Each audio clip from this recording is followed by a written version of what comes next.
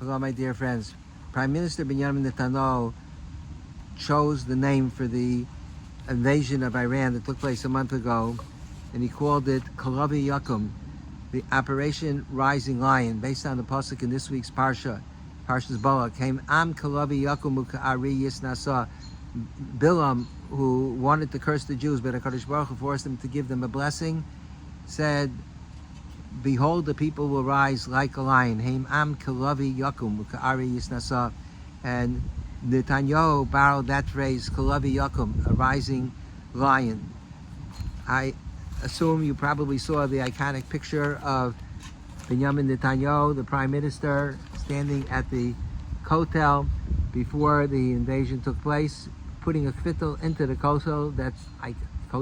That's amazing that the prime minister of Israel understood that he needs divine assistance, and in fact, and then he wrote on the kvittel, on the top he wrote Beis Samach Daled, which stands for B'siyata D'Shmaya, which means with divine assistance, and there he quotes the pasuk Am Kalavi Yakum Ukari Yisnasa, and he signs his name Beis Netanyahu. Ostensibly, the reason why he chose that pasuk is because Kalavi Yakum, when the pasuk speaks about the lion rising, the lion rises because the lion goes to sleep before, sometimes in the daytime, sometimes at nighttime. When the lion is asleep, if you never saw a lion before, you wouldn't know that it's a ferocious animal. You might even be inclined to pet it on the head because it looks like a big pussycat. But when the lion wakes up, then it's clear that the lion is king of the animal kingdom, and the animal is a ferocious animal. And the Jewish people, or the state of Israel, has had to conduct itself like a slumbering lion for the past 2 decades, and endure the pain and the indignity and humiliation of the Iranian leaders who threatened Israel with annihilation and perpetrated acts of terrorism, some that they did, some through their proxies, causing enormous suffering for the Jewish people. And now, finally, that slumbering lion it has awoken. Kalavi Yakum. It has awoken, and the end of the pasuk is Lo yishkav ad yochel taraf. The lion will not retire, will not go back to sleep, will not slumber until it devours its prey. And in fact, that is what happened in this attack, where Israel achieved almost all its goals before agreeing to a temporary ceasefire. Mrs. Chaya Gurkov, one of the amazing members of our community from the Nashim Tzidkanios, has a nephew, Lazer Gurkov, Rabbi Lazer Gurkov, who's a rabbi in London, Ontario. And he wrote an article that appears in the Times of Israel. It's a blog, you can Google it, Lazer Gurkov, Times of Israel, and then put the name of the invasion, Operation Rising Lion. And he makes the observation that this choice of a name, Rising Lion, is almost prophetic, because it's laden with enormous significance. And he discusses the explanation of various commentaries on Chumash.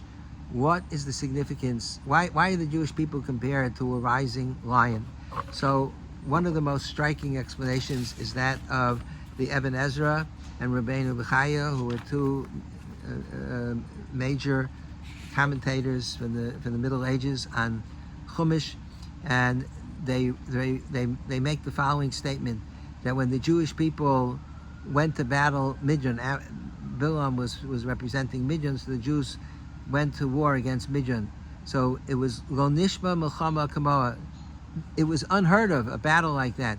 Shelo Nifkad Mizer Yisrael Echad. There was not one single soldier lost, not injured, not harmed, not lost in that battle. And that was something that was unheard of. And therefore, the Chumash compares the Jewish people to a lion. And Rabbi Gurkov writes in his blog that Bilam was referencing a war in which Jews would rise like lions and decimate their enemies without losing a single soldier. If divine providence did not select this passage to herald this war, I don't know who did. In this operation, not a single Jewish pilot was captured or killed, yet the enemy was utterly vanquished. Then he goes on in the same article, he talks about the Orach Chaim HaKadosh says that the significance of comparing the Jewish people to a lion is that this was their maiden attack, and ordinarily they had no experience in waging wars, and nonetheless they were able to fight the battle with great success. And the same is true for the state of Israel, that they tried their hand at an operation of enormous magnitude. It was extremely complicated and needed to be synchronized in many different ways, and they were as proficient as old hands and ferocious like hungry lions. I want to suggest another significant reason why this battle was called Kalavi Yakum. And when I say a reason, I know that Netanyahu had his reasons, but Rashi says in Parashat Shmos, Niba v'lo yada ma nidba, that sometimes a person, he says it about Basparo, that sometimes a person prophesizes without even realizing that it's a prophecy. So I think that there's, in addition to the prophecies that Rabbi Gerkov points out, I have another prophecy that I think Binyamin Netanyahu may be unaware of, that he prophesied when he chose that name. And that is that Rashi in Chumash explains why the Jewish people are compared to an Ari. What do they have to do with a slumbering lion? So Rashi says, Kishahem omdim yishinasam shachas, when they wake up in the morning, hey mizgabrim kalavi chari, they are strong and they're passionate like a ferocious lion. Strong to do what? Lachtov mitzvahs, to seize the opportunity to do mitzvahs. Lilbosh talis, to wear a talis with tzitzis, likros shma, to say the kriya shma, ulahaniach tefillin. That's the way the Jewish people. And I would just add a little bit explanation that it means that when a person wakes up in the morning, the first moment that a person wakes up, a person typically will think about, what do I have to do today? And sometimes you have small fare, but other times you have monumental things that you have to take care of. And when it comes to the Jewish people, to Klal Yisrael, the first thing on a Jew's mind when they wake up in the morning is to serve HaKadosh Baruch Hu, to put on talis and tefillin, to go daven, hopefully with a minyan, to say Kriya Shema and Shemona Esrei. The opening phrase in Shulchan Aruch is that when a person Yizgaber Ka'ari, the very first line in Shulchan Aruch, Yizgaber Ka'ari, a Jew has to wake up like a lion, Lama Baboka Avodas Baro, to serve HaKadosh Baruch Hu. That has to be uppermost in the mind of a Jew, more important than everything else. Whatever you have to take care of during the day, Yizgaber Ka'ari, that you have to be passionate and ferocious like a lion, and not hesitate, and not wait, and not say, okay, I'm tired, I'm going to go back to sleep for another hour. Yizgaber Ka'ari Lama Baboker Avodas Baro, to serve HaKadosh Baruch Hu. And I would suggest that the reason why this bracha was inserted in this place, in this point of the brachas that Bilam gave the Jewish people, is because the pasuk is explaining what Bilam had this enormous power to curse the Jewish people, and his curses, if they had come to fruition, they would have destroyed the entire Jewish world. The reason why, what countered his klalos, his curses, what diffused them and made them incapable of having an effect? It was the fact that the Jewish people are like an Ari, like a lion, that their top priority in life is to serve HaKadosh Baruch Hu. And that's reflected by the fact that as soon as they wake up in the morning, the first thing that's on their minds, no matter what else is going on in the course of the day, what they have to take care of. The first priority for a Jew is to serve HaKadosh Baruch Hu. And when the Jews serve HaKadosh Baruch Hu, then that triggers that HaKadosh Baruch Hu empowers the Jewish people. And then the Jewish people are like lions that are able to slay any dragon or any enemy. They're empowered by their own mitzvah observance. So I think that there's in addition to what Rabbi Gurkov so beautifully expressed, there's another prophecy here, and that is that what gave the IDF the power to it was an incredible miracle that took place, just amazing, and it'll be written about in the annals of warfare for years to come. It was brilliant, and it was synchronized, and it came off without a flaw, and it's just so miraculous that in 12 days, what Israel did to the state of Iran after so many years of threats and humiliation, superbly. So a person might make the mistake of thinking that, oh, I know, it's a testament to the ingenuity of the Jewish scientists or to the devotion of the Jewish soldiers. It is a testimony to that, and it is a tremendous source of pride for us that the Jewish army is one of the most powerful armies in the world, and their ingenuity is off the charts, and all the things that they've accomplished, not only in Iran, but in the last 21 months, is just incredible. It is an amazing, and we have tremendous hakaras hatov to the Tzahal.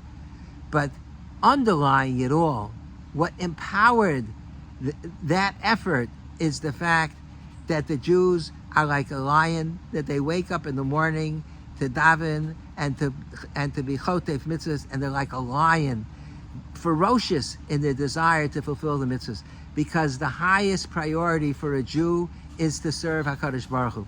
And if you sever that, if you take that away, if we're just an army of ferocious soldiers, the Jewish people would not have the divine providence, the siyata d'shmaya, the divine assistance that they experienced, because then they would be on their own, and then they would have some success and some loss, and the state of Israel can't afford to have any losses. But what empowers the IDF is, and again, they deserve enormous credit, but what empowers them is the character of Klal Yisrael and the values. And even Netanyahu, it's not even, the prime minister of Israel understood that when he went to the Kotel before the war started, and he put a kvittel in the Kotel, expressing, and he chose that pasuk of Kalavi Yakum, and I'm not sure he realized it, maybe he did, but that pasuk, Kalavi Yakum, Rashi says it's that when they wake up in the morning, they're like a lion to lachtov mitzvahs, to grab mitzvahs and to conquer mitzvahs and to put on talis and tefillin and to daven. And that's the secret, the secret of the secret weapon. Everything else is a secret weapon. The missiles and the artificial intelligence, all those things, secretly they've been developing. But the secret behind the secret is the devotion of Klal Yisrael to HaKadosh Baruch Hu. This idea is expressed in the Haggadah every year. This is what has stood for us and for our forefathers. There's not one nation alone that attempted to destroy the Jewish people. It wasn't just Iran. It wasn't Hamas. It wasn't only the Nazis, Yimach Shemam. It wasn't only the Crusaders or the Inquisition or the pogroms or all the anti-Semitism that has gone on throughout the millennium. And any other nation would have been completely destroyed and decimated.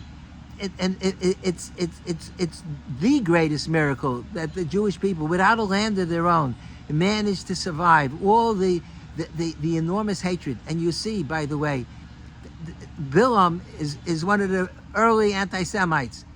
The nature of an anti-Semite is that why do they hate us? For no reason. Why does Iran hate Israel? There's no reason why they hate Israel. Israel is 1,000 miles away. Israel doesn't pose any threat to them. But that began already with Bilam. The Bilam wanted to destroy the Jewish people. Rashi says that Bilam hated the Jews more than Midron, that came to Bilam to ask him, and Moab to ask him to fight on their behalf, because they were afraid of the Jewish people. They were afraid they would be overrun. But Bilam, not only did he want to help remove the threat, but Bilam wanted to completely annihilate them. Because Rashi says, he said, he wanted to totally destroy them, because his hatred was pure. It was just like there's a mitzvah lishma for the sake of the mitzvah. There's there's anti-Semitism lishma, completely for the sake of hatred, for no other reason. And I saw in the Targum Onkelos on this week's parsha that it says that Bilam is Lavan. Isn't that amazing? And Lavan was the first anti-Semite. In the Haggadah, it says Arami Ovid Avi. Right after we say V'hisha Amda, we reference Arami Ovid Avi, but the Aramite who was Lavan Harami. He wanted to destroy my forefather. He wanted to murder Yaakov Avinu, also for no reason, just because that's the reason. So V'hisha Amda was saying, what has protected us all these generations? How did the Jewish people survive? Because there wasn't only one nation that wanted to destroy it. El HaKadosh Baruch Hu, V'hisha Amda is HaKadosh Baruch Hu, that HaKadosh Baruch Hu Matzilenu Miyadam, that HaKadosh Baruch Hu El B'chol Dar V'Dar Amda Leinu Chalseinu VeHaKadosh Baruch Hu Matzilenu Miyadam. In every generation there are those that tried to destroy us, and HaKadosh Baruch Hu has protected us from their evil intentions. Thank you for listening, and have a wonderful Shabbos. And may we see a fulfillment of that prophecy of the Hisha Amda, that HaKadosh Baruch Hu Matziyenu Miyadam, not only with respect to Iran, but to all the anti-Semitism, the worldwide anti-Semitism, and all the enemies of Klal Yisrael.